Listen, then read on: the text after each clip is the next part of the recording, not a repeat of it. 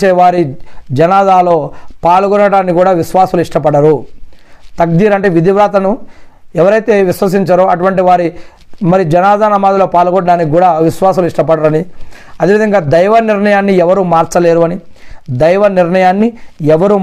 అని, అల్లా యొక్క జ్ఞానం పరిపూర్ణమైనదని మనం తెలుసుకోవాలని ఖురాన్ మరియు హదీసుల్లో చెప్పడం జరిగింది. అల్లా యొక్క జ్ఞానం పరిపూర్ణమైనది, ఆయన యొక్క జ్ఞానం, ఆయన యొక్క పవర్ అన్నిటినీ ఆవరించి ఉంది అని అల్హమ్దులిల్లాహ్ చెప్పడం జరుగుతూ ఉంది. మరి అందుకే మనం సముద్రంలో ఉన్న, అడవిలో ఉన్న, రోడ్డు మీద ఉన్న, కొన్ని లక్షల కోట్ల మందిలో ఉన్నా కూడా మనల్ని ప్రత్యేకంగా అల్లా మనల్ని వింటూ ఉన్నాడు, మనల్ని చూస్తూ ఉన్నాడు.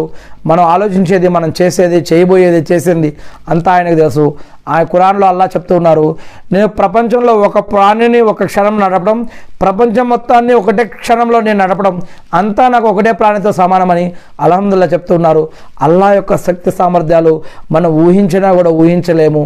అందుకే మనం ఎన్ని గ్రాఫికల్ తయారు చేసినా, ఎన్ని వీడియోలు చేసినా కూడా అల్లా ఒక స్వర్గం అన్నాడు, అల్లా ఏదైనా నరకం అన్నాడంటే మనం ఎన్ని గ్రాఫికల్ తయారు చేసి, ఎన్ని వీడియోలు తయారు చేసినా కూడా అల్లా జిన్ను సైతాన్ అని చెప్పాడంటే, ఎన్ని గ్రాఫికల్ తయారు చేసి ఎన్ని ఊహించుకున్నా కూడా అల్లా ఏ జ్ఞానంతో వాటిని పెట్టాడో వాటిని మనం ఊహించుకోలేము. ఏదో మనం ఇష్టం బొమ్మలు మనం తయారు చేసుకుంటామేమో కానీ అల్లా దాన్ని అసలు రూపంలో ఎలా పెట్టాడో అది అల్లాకే తెలుసు. అందుకే అల్లా యొక్క జ్ఞానాన్ని మనం ఊహించలేము అని ఖురాన్లో తెలియజేయడం జరుగుతూ ఉంది. ఇంకా ప్రవక్త ఆదమ్ అలైహిస్సలాం గారి కంటే కూడా 40 సంవత్సరాల ముందే మోషే ధర్మశాస్త్రం అనబడే తౌరాత్ గ్రంథాన్ని అల్లా రచించి పెట్టాడని అల్హమ్దులిల్లాహ్ ఆలమే అర్వాలో జరిగిన ఒక సంఘటనలో చెప్పడం జరుగుతూ ఉంది. ఆలమే అర్వాలో ఒక సంఘటన జరిగిందని ప్రవక్త ముహమ్మద్ అస్సలం గారు చెప్పారు. అక్కడ ఆదమ్ అలైహిస్సలాం గారికి మూసా అలైహిస్సలాం గారికి ఇద్దరి మధ్యలో ఒక డిస్కషన్ జరిగింది అల్లా దగ్గర. ఏంటి ఏమని, మొట్టమొదటి మానవుడు ఆదమ్ అలైహిస్సలాం, అవ్వ మీరే కదా అని చెప్పడం జరిగింది. అవును.